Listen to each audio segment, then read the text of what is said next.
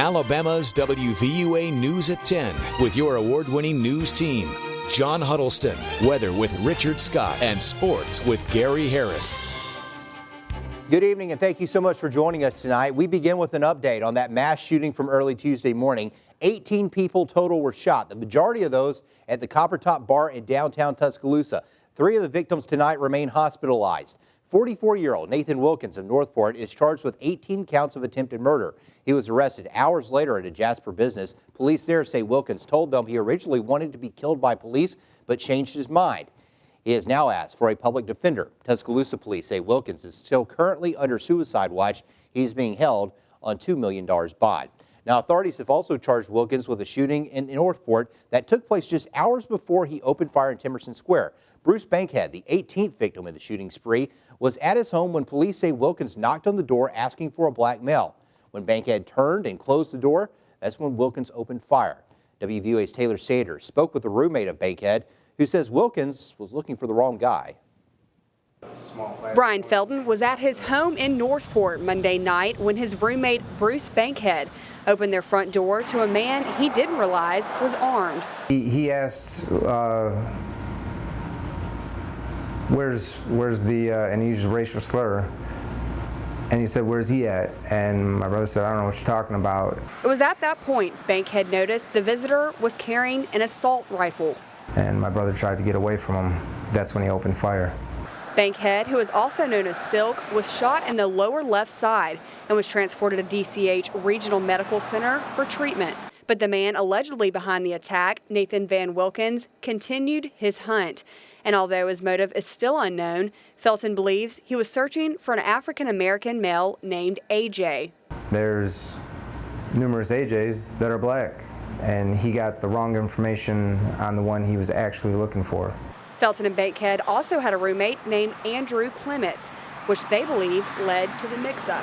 I think he thought Andrew Clements was the guy because he goes by AJ, and if he was looking for AJ, a black AJ, 9 times out of 10 people are going to think of Andrew Clements, and it's really easy to find where we live.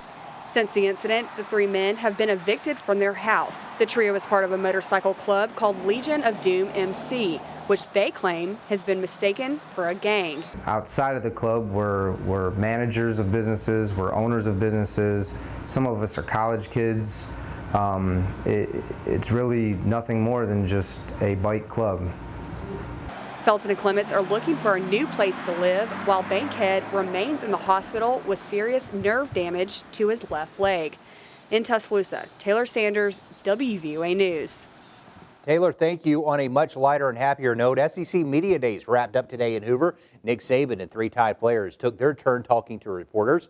And WVUA Sports Director Gary Harris joins us now with a look at how the Tide contingent unofficially kicked off the season. Well, you were over there as well. I was. And I tell you what, it's something else. I was just hanging out. It's always a happening, but when Nick Saban and company roll in, look out. It was Alabama Day at the SEC Media Gathering in Hoover as the 3-day event came to a conclusion on Thursday. Now, Crimson Tide head coach Nick Saban took center stage, and watching Coach walk around the Winfrey Hotel, it's kind of like a rock star. People follow him, get out of his way. Of course, once he gets in front of the microphone, it's all about business. And one of the questions he was asked was in regards to the new 14 playoff that's coming in 2014. Saban said he's pleased with the format because he, like a lot of the fans, were interested in seeing the best 4 teams play, whether they are conference champions or not.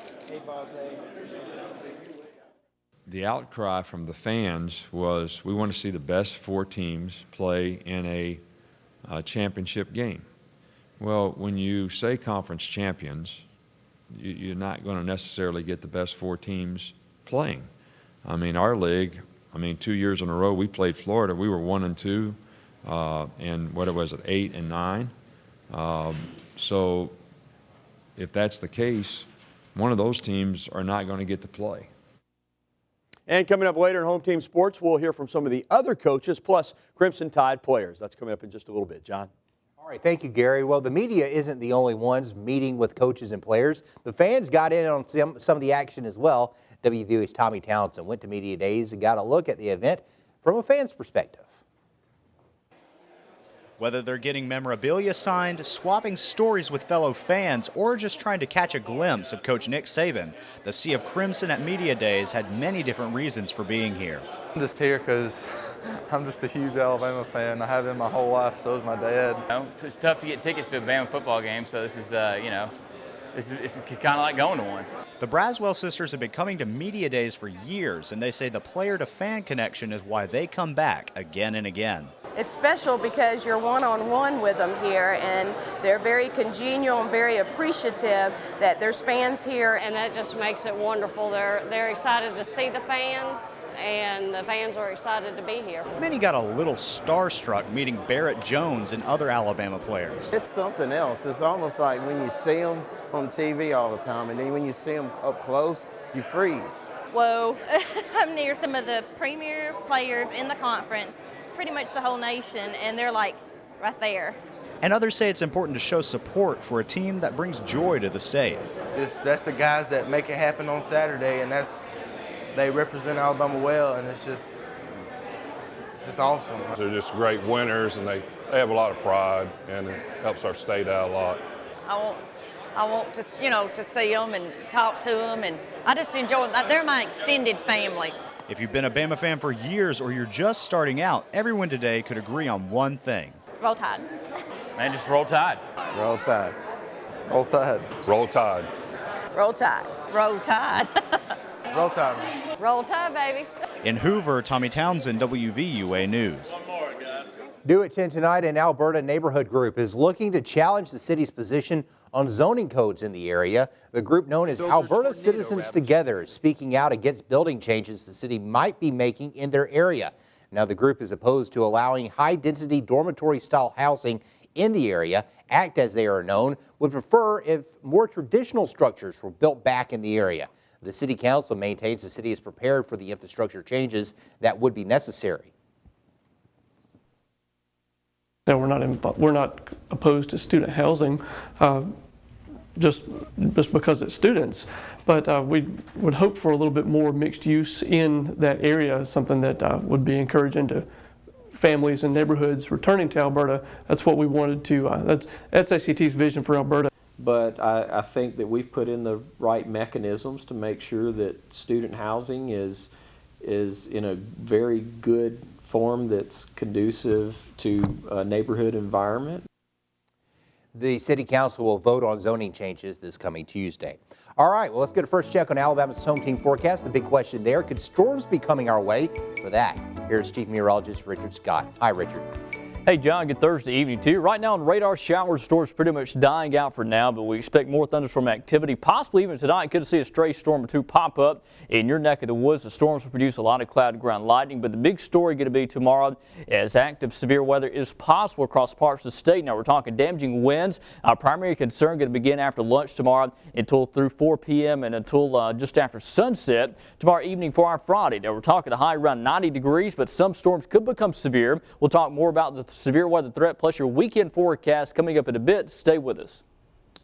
Thank you, Richard. The National Climatic Data Center says the U.S. is in the midst of the worst drought in 56 years. From corn to cattle, major products from America's farms are in jeopardy, and economists say you can expect to see higher prices the next time you pay a visit to the grocery store. But no one is feeling the heat more than the nation's farmers. Intense heat and little rain are wreaking havoc with this year's crops. With only half of the summer behind us and little relief in sight, the U.S. Agriculture Secretary Tom Vilsack offered his support to the nation's struggling farmers. The landmass of the United States is currently being characterized as being impacted by this drought. And our hearts go out to the producers, the farm families who are struggling through something that they obviously have no control over and trying to deal with a very difficult circumstance. Well, you voted and they won. The West Alabama Food Bank is now proud owners of a brand new truck.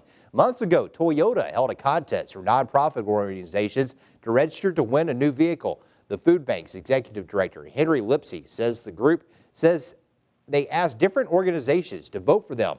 Lipsey says he doesn't know just how many votes they received, but he's grateful for everyone who joined in and says the new truck will help carry the load when it comes to deliveries. We have people who run food drives all the time, and it'll be easier if we get us to get this smaller truck around and get it to places where we'll pick up food and carry it to the food bank, and then we'll use it to deliver to agencies and to people. On your home team election watch tonight, when President Obama uttered 4 little words, the Romney campaign pounced. Now it's turned into a political back and forth over the comment, "You didn't build that." And as Jim Acosta reports, the new line of attack on President Obama seems to be resonating with Republicans. Republicans hope it's a sign Mitt Romney is back in business. When the president said that if you got a business, you didn't build it, come here and talk to Brian, and you'll learn that, in fact, he did build this business.